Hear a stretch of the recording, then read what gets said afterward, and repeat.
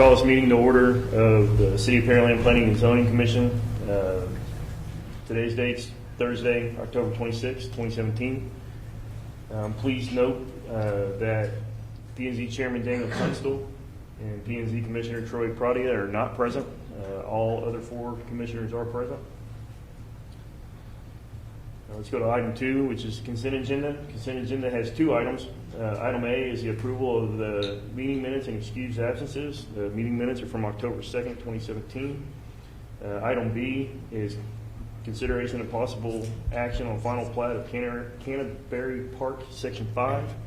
Does anybody wish to remove any of the items from the consent agenda? If not, can I get a motion? Motion to approve the consent agenda. I'll second. I have a motion and a second. All those in favor of approving the consent agenda, raise your right hand. Consent agenda passes 4-0. On to item 3, new business.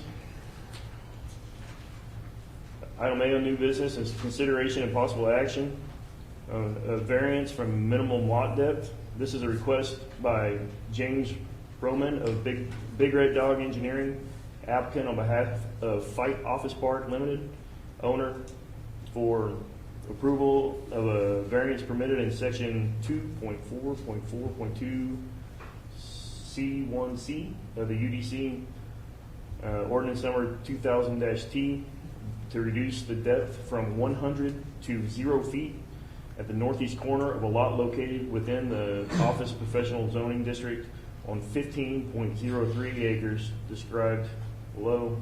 General location Magnolia Road, just west of Magnolia and Manville Road intersection. Do I hear a motion? Motion to approve. Second. Do we have a staff report?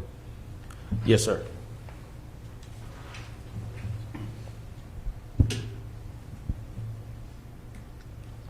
Good evening, Commissioners. I have a brief presentation about this P&Z variance request, VARP 17-00018. The general location is on Magnolia Road, just west of the Magnolia Road, Manville Road intersection. It is currently zoned OP Office Professional. The property owner plans to build a K-8 charter school on the location, and the minimum lot area is 12,500 square feet, and the minimum lot depth is 100 feet. Recommendation. Staff recommends approval of the requested variance to reduce the minimum lot depth per the requirement of section 2.4.4.2 C, number 1C of the Unified Development Code, ordinance number 2000-T. Number 1, the subject property is currently zoned Office Professional. Number 2, the subject property was annexed into the city in 1999, and although the future land use plan for 2015 shows it as low density residential, the proposed use is a good fit because of the close proximity to a large amount of single-family residential neighborhoods in the area. And also, it's a large open space, so it will be a good infill development. And the only entrance to the school will be along Magnolia Road. There will be a landscape buffer between the residential developments and the subject property. Platting status. The applicant proposes to submit an application for a minor plat to allow the platting of a lot to be in conformance with the OP Office Professional Zoning District. As I previously stated, the minimum lot area is 12,500 square feet. The lot that they're proposing to develop is a little over 15 acres. The minimum lot width is 100 feet. They have approximately 2,250 feet. The lot depth minimum is 100 feet.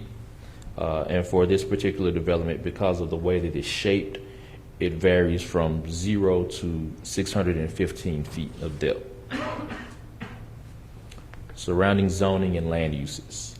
To the north, It's in our ETJ district, and there's a mix of single-family residential as well as manufactured homes. To the south, it's zoned general business, which is currently undeveloped. Same thing to the east of the property, it's zone GB, currently undeveloped.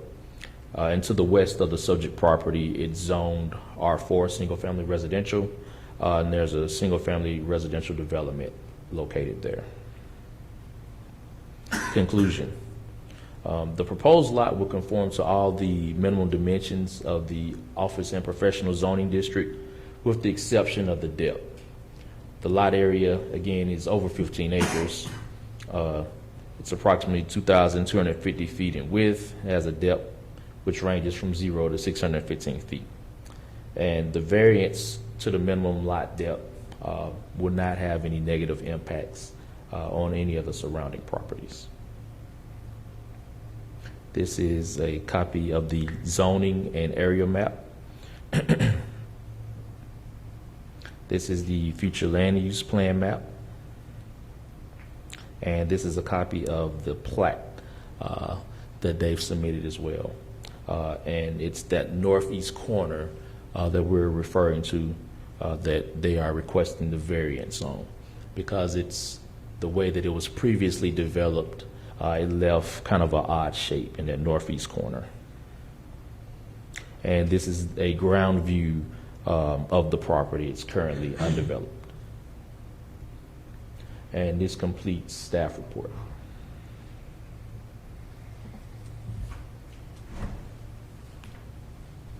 Did any commissioners have any additional questions or any comments?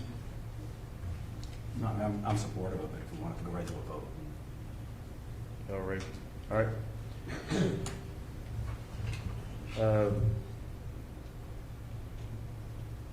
We have a motion and a second.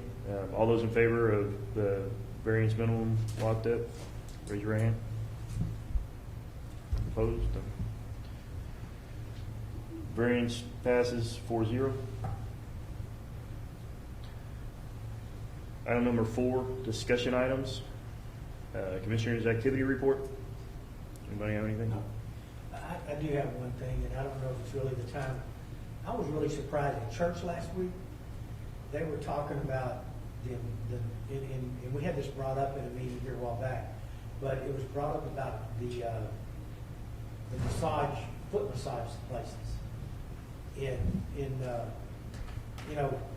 first I kind of laughed it off because I thought it was pedicure, stuff like that. But we have a ministry at St. Mott Church that there's people actually going out and trying to get these people are being human trafficked in those places, and they're actually pulling people out of there. Is there anything that we can do about it legally, as far as having anything to say whether those places go in to business in our neighborhood? Because they're going right off 518 and pulling these people out.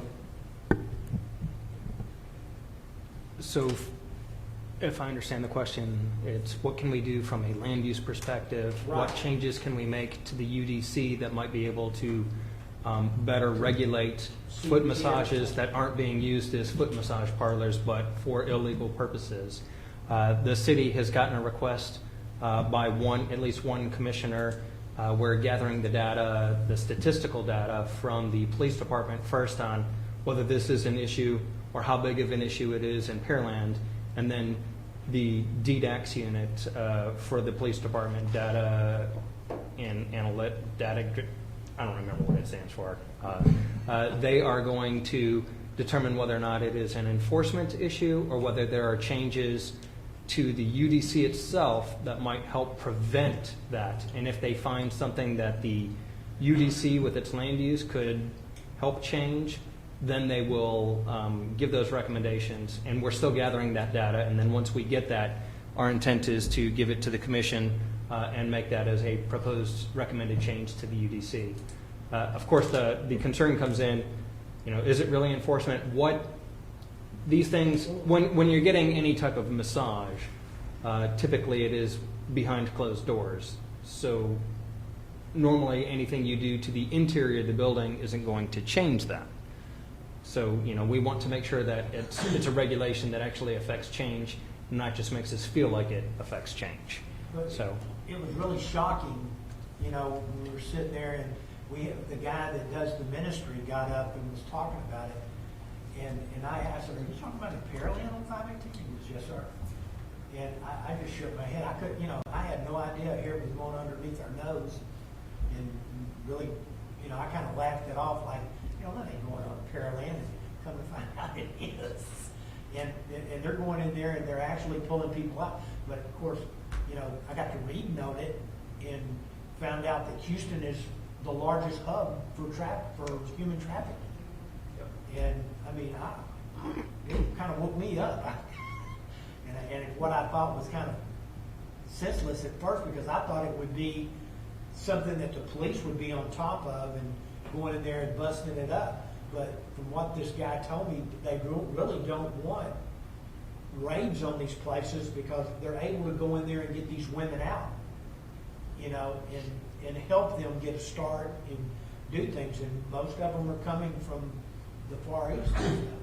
so I will remind the PD that we're expecting to get some data on that. We've already got a request from a commissioner to bring that back to you if there are any proposed UDC changes. And as we get that information, we will either disseminate it or if they say that it's an enforcement issue and no changes, we'll disseminate that as well.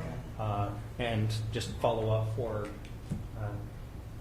y'all's sake to make sure that you know that we didn't just let it slip through the crack. No, I mean, at least it gives us something to go back to our Sunday school class and sit there and say, hey, apparently they ain't sitting on it, they're working on it. Any other activity? Next P&Z meeting, November 6th. Thomas, I would like to say, I just Oh. want to be mindful that the next P&Z meeting is also a JPH night because we had to postpone the October 16th. So that night we'll have our postponement that, you know, we'll make up for 16th. So it'll be JPH first, and then we'll have our regular P&Z following. And then we actually have another JPH in November, which is on the 20th. So in November we'll have 2 JPH nights probably. And following that we'll have our regular P&Z meeting. Okay. Does anybody know if they will not be able to be here on the 6th? Depends if I kill a really big buck. I still might be having pictures made. No. Is that an excuse? Again, I just as long as y'all can communicate that as soon as possible, it is a rescheduling, and we do have a couple of CUPs and JPHs that we had to postpone as the last of the last one. New procedures in effect. Yes. Yes.